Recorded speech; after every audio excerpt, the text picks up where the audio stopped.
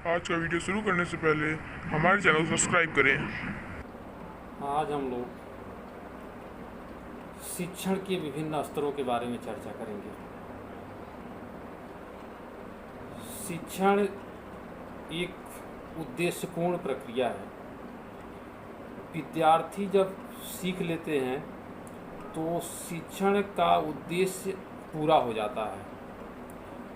वे कोई न कोई पाठ्यवस्तु ही सीखते हैं।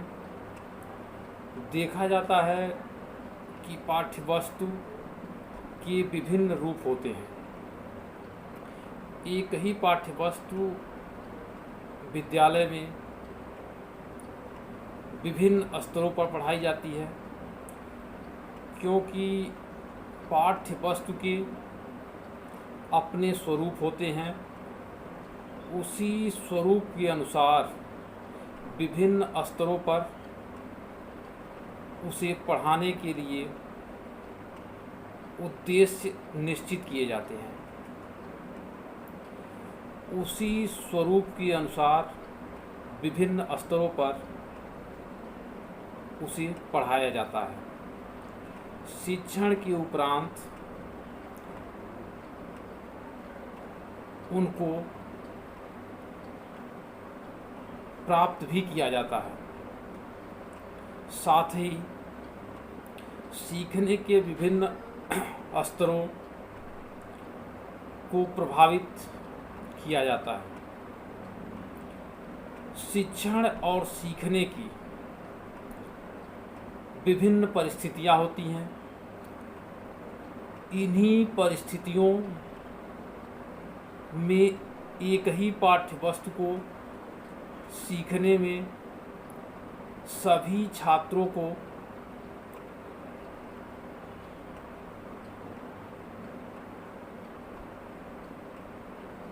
बिल्कुल विचार नहीं करना होता। कभी उसी को सीखने में किसी कक्षा के छात्रों को विचार भी करना होता है। उसी पाठ्यवस्तु को सीखने के लिए और आगे की कक्षा के विद्यार्थियों को विचारपूर्वक चिंतन करना होता है। एक ही पाठ्यवस्तु को शिक्षण अधिगम परिस्थितियां विचारहीन से अधिक विचारपूर्ण स्थिति तक विस्तृत करती हैं। अर्थात शिक्षण के ज्ञान उद्देश्य से लेकर मूल्यांकन उद्देश्यों तक की प्राप्ति की जाती है। अब ध्यान देने की बात यह है कि किसी भी पाठ्यवस्तु को शिक्षक विचारहीन स्थिति से लेकर विचारपूर्ण स्थिति तक विस्तृत कर सकता है। अतः शिक्षण अधिगम की परिस्थितियों को एक साथ के रूप में विचारहीन से लेकर विचारपूर्ण क्रियाओं की अवस्था या स्तरों में विभाजित किया जा सकता है। इसको उदाहरण के रूप में भी समझा जा सकता है। जैसे हिंदी विषय में सूरदास के पद प्राथमिक स्तर से लेकर उच्च स्तर तक पढ़ाए जाते हैं। हर स्तर पर इसको पढ़ाने के उद्देश्य भिन्न भिन्न होते हैं। किसी स्तर पर इन पदों को कंठस्थ कराया जाता है,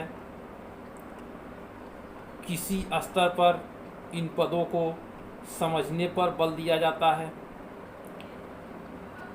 और किसी स्तर पर इन्हें सूक्ष्म रूप से गंभीरतापूर्वक विचार करने पर बल दिया जाता है। इस प्रकार के सीखने में संकेत अधिगम से समस्या समाधान तक को प्रभावित किया जाता है। विज्ञी ने शिक्षण अधिगम की परिस्थितियों को 3 स्तरों में विभाजित किया है। ये 3 स्तर, नंबर 1 स्मृति स्तर, अवबोध स्तर और परावर्ती स्तर। अगर इन तीनों का वर्गीकरण किया जाए, इन तीनों का स्पष्टीकरण किया जाए, तो इस वर्गीकरण पर अगर विचार करें तो ज्ञात होगा कि इसमें एक निश्चित क्रम तथा उत्तरोत्तर विकास की अवस्था का प्रावधान है।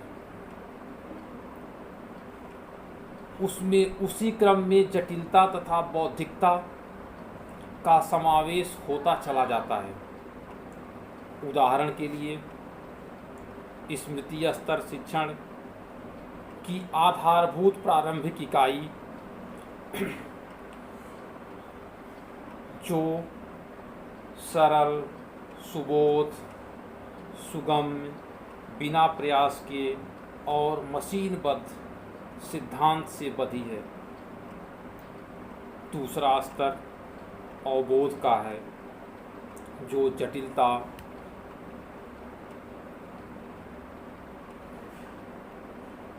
और स्मृति स्तर के आगे की चीज है।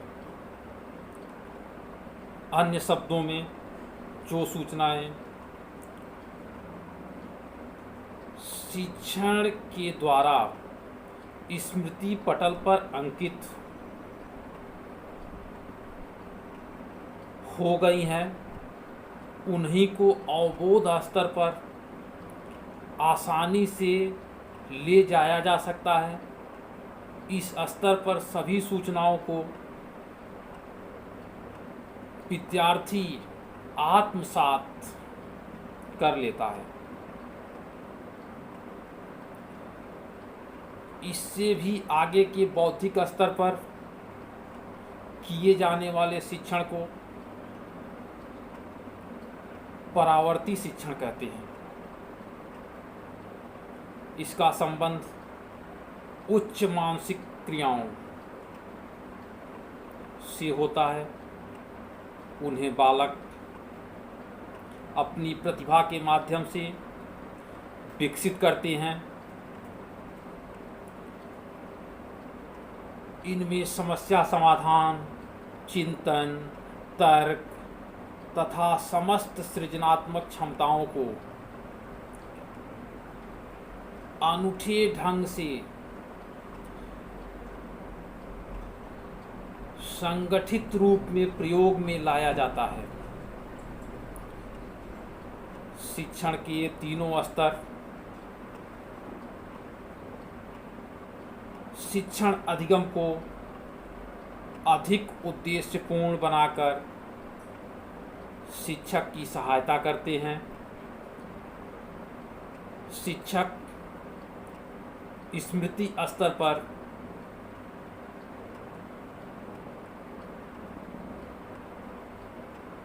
छात्रों को विशिष्ट योग्यताओं को ध्यान में रखकर परावर्ती स्तर तक पहुंचाने का प्रयास करता है। अतः परावर्ती स्तर वह जटिल स्तर है जिसका मार्ग अवबोध स्तर से होकर ही जाता है।